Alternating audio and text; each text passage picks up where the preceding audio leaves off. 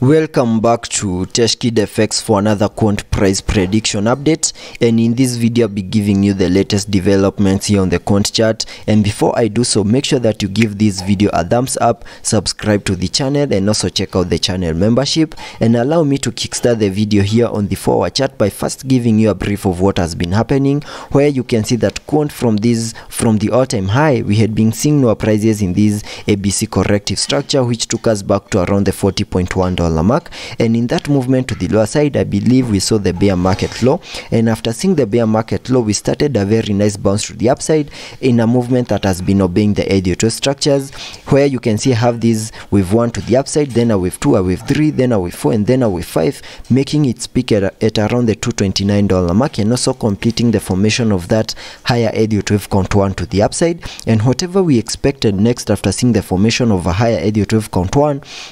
is the formation of a higher Elliot wave count 2 to the lower side. And once we see the low for this higher Elliot wave count 2, then from there we can expect an impulsive movement to the upside in the formation of this higher Elliot wave count 3, and that is what I'm expecting on the long-term scenarios. And getting to the short-term scenarios, we can first sketch out a minimum retracement area to the lower side in the formation of this second wave, using the Fibonacci's, connecting them from the low of the first wave down there to the high of that wave 1, and that gives me a minimum retracement area between the fib level 0.5 and the fib level 0.618, and I can mark that target area here on the charts, which lies between the $135 mark and the $113 mark, which is a target area that we have fully maximized and also lost the fib level 0.618. And on doing so, now my target area lies between the $135 mark and the $81.6 mark. And if I remove the Fibonacci's to give you the short-term scenarios that I'm expecting to play out, you can now see that I have now a bigger target area in which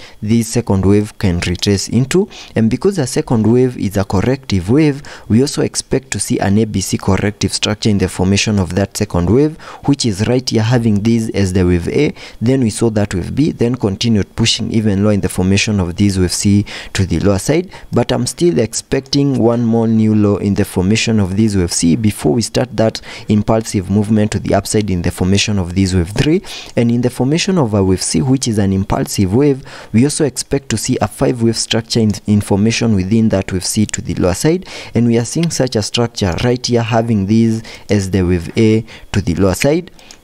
Then we saw that wave B, that is that wave 2, then continued pushing even low in the formation of that wave 3, then a wave 4, making its peak at around the $134.1 mark. And I'm expecting one more new low in the formation of that wave 5, which should fully maximize the formation of this wave C to the lower side, and also fully maximize the formation of that higher Elliot wave count 2 to the lower side, and getting a target area to the lower side in the formation of this wave C, that is this wave 5 to the lower side, using the trend based Fibonacci, connecting it from the high of that first wave to the low of the wave 1, then dragging the fibs to the low of that wave 3. That gives me a minimum target area to the lower side in the formation of this wave 5 at the fib level 0.618, and that lies at around the $73.9 mark. And there are chances that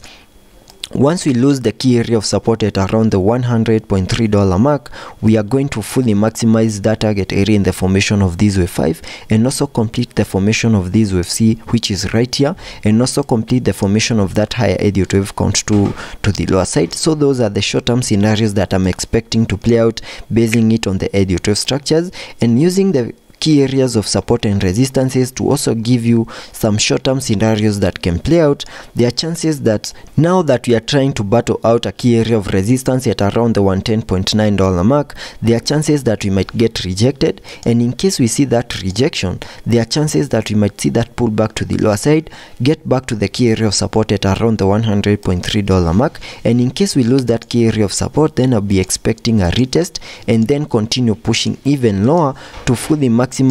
the formation of that higher Elliot wave count 2 to the lower side. So let's be patient and see how that plays out here on the quant chart. And in case that plays out, that move will be fully maximizing the formation of that higher Elliott wave count 2 to the lower side, and then from there we can expect a 5-wave structure to the upside in the formation of that higher Elliott wave count 3 to the upside. And also taking a look at the indicators here on the RSI. On the RSI, we are trading at around the 61 mark, meaning we have massive room for us to support any movements to the upper side. Also taking a look at the MACD, here on the MACD we have printed a bullish cross, and that would mean higher prices are coming our way, so we might see a bit of a bullish short-term bullish movement over here before we continue pushing even lower to fully maximize the formation of this wave 5 to the lower side. And that's the update for Quant.